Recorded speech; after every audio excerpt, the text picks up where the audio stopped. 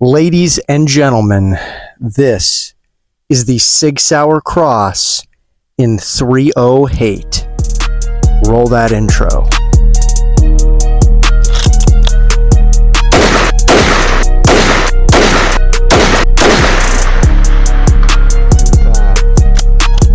Welcome back to another action-packed long-range review. Today we got, obviously, the Sig Cross. I probably already mentioned that, but knowing me, I might not have. We are going to go over some of the specs of this gun, how it performs, you know, the works like we normally do, and I'm going to give you my opinion of it.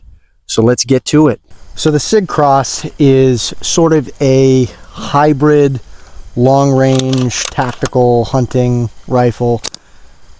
It doesn't really fit into one category. I like to think of it as just a lightweight tactical long-range gun. People hunt with them. They do that fairly well. They're very light. You know, I think this gun's 6 or 8-ish pounds with the scope and bipod and everything on it.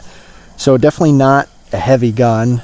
I don't know how most people would do lugging it around in the woods, because it is heavier than a lot of these fancy carbon fiber guns that are out there today, but definitely not bad.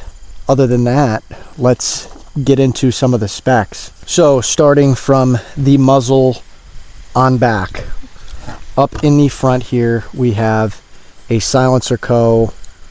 muzzle brake, but it's also an adapter for their cans. This gun is on loan from a buddy of mine. I'm doing the review for him. So obviously I can't use his suppressor without him being here. So we don't have that. We do have a good muzzle brake. This works very, very well. No complaints.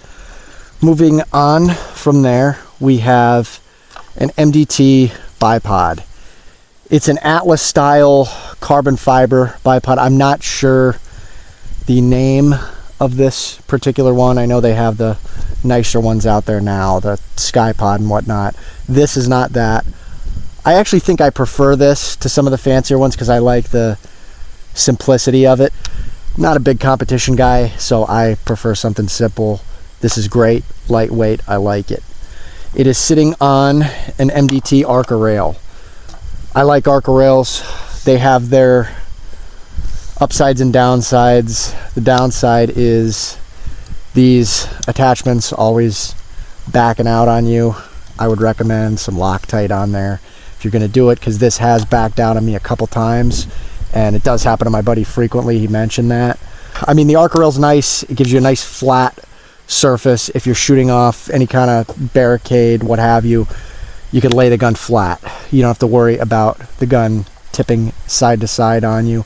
You have a nice flat surface to lay either right on the barrier or on a bag. It's going to sit much nicer on that. So from there, the barrel. This is a 16-inch 1-10 twist stainless steel barrel. It is a medium profile, so it's not too heavy, but it's not that super light like hunting rifle pencil barrel. It's actually really nice. I'm a fan of that. You know, put 5, 6, 7 shots through it. It really doesn't get hot. I'm a big fan of this particular barrel profile. From there, it has obviously all this M-lock here. It's a fully free-floated barrel inside of this. I guess you would call it a rail handguard. It's more AR-15-ish looking. That's really nice because you have so many different attachment points. You could put night vision on there, laser, anything you wanted. From there, this is a monolithic receiver. It's very similar to a lot of the Aero Precision receivers, how they're one piece. The barrel nut is separate from the actual handguard. I believe this has, yeah, it has more of an AR-15 style barrel nut actually, which is pretty cool because you could change these barrels pretty easily from what I understand. So that's a very nice feature that I actually just noticed. The rail up top, I don't know if there's any cant built into it. It would appear that it's a 20-minute Looks like it to me. I would guess that's a 20-minute rail, and that is built in. It comes with the gun.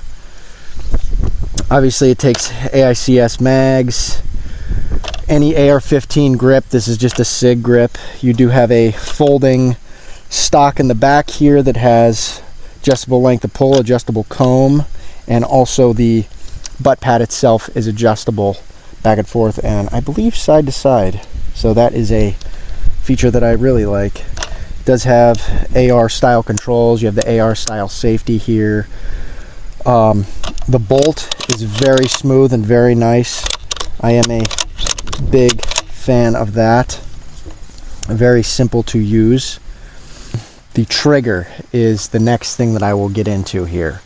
This trigger it's nice. I'm not going to complain about it, but it's an odd feeling trigger. It's a 2-stage trigger. It breaks it around 2.5-3 pounds, so it's pretty good. It's just not as, I don't want to say it's spongy, because it's not. It feels more like a really good striker fire trigger on like an expensive striker fire gun, like a Walther or something like that. It has that similar feel when it breaks, and I'm used to that like snap when I pull the trigger on a bolt gun, so that takes a little bit of getting used to. It is a very good trigger. I like it a lot, but it is something to keep in mind that you might have to get used to that a little bit. So the optic that we have on this is a Vortex Viper PST 5-25. It's 30 mil tube. I believe it's a 50 mil bell. Yeah, 50 millimeter bell. It's a good scope. Pretty good glass. Nothing to complain about with that. It's first focal plane. I like it. Performs very well. I have shot this out to 600 today using just the holdovers in this, and it tracked very true in the reticle at least, so I'm pretty happy with the results from that. The parallax is super crisp.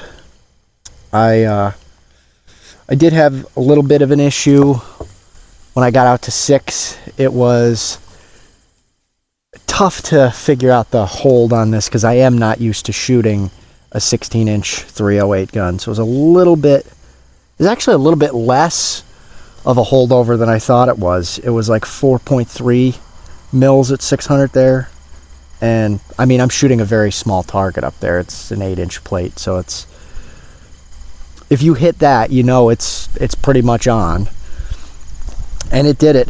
Unfortunately, the first shot I was able to get on target, I knocked the target over. So I have nothing to hang it back up, unfortunately, so we're not shooting 6 anymore.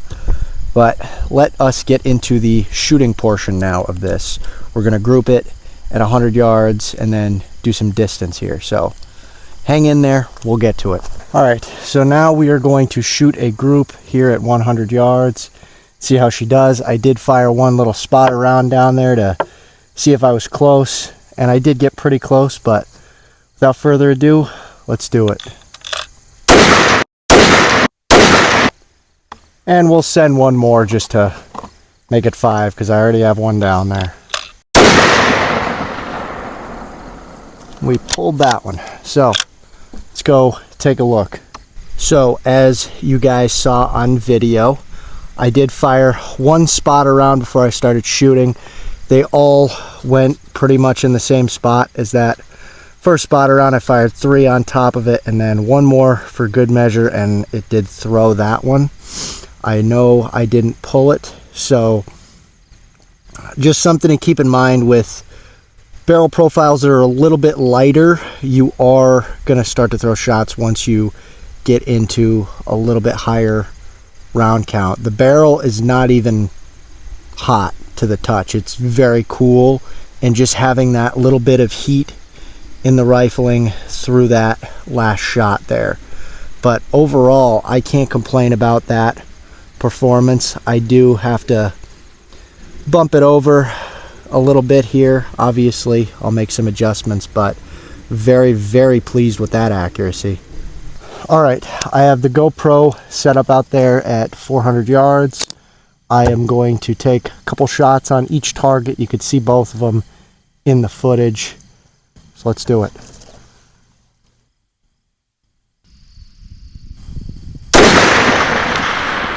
Impact. Impact. And just like that, it is a different day and we are back at my house. So I did not get to shoot further than 400. Unfortunately, I got some footage of a couple shots on target at 400. Again, the gun wasn't shooting bad or anything. I was just having some issues with the scope. It was not Loctited down, so the screws were backing out.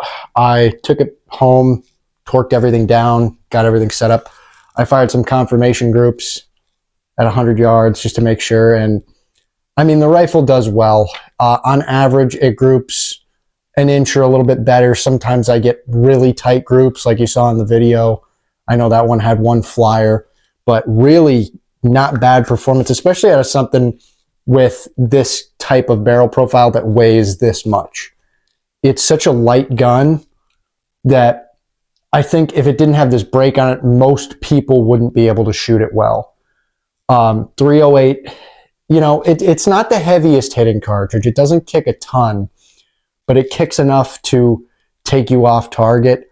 And I think light guns like this, it's very, very prevalent. So muzzle brake, suppressor, those are a must on this. I would 100% recommend that. Other than that, I am pretty blown away by how light and compact this thing is and how well it shoots. I mean, for what my buddy uses it for as a hunting rifle, it is leaps and bounds beyond the qualifications, at least that I have, that a hunting rifle needs to meet. It performs great.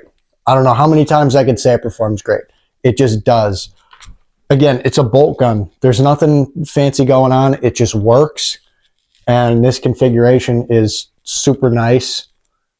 It would make an ideal backpack gun.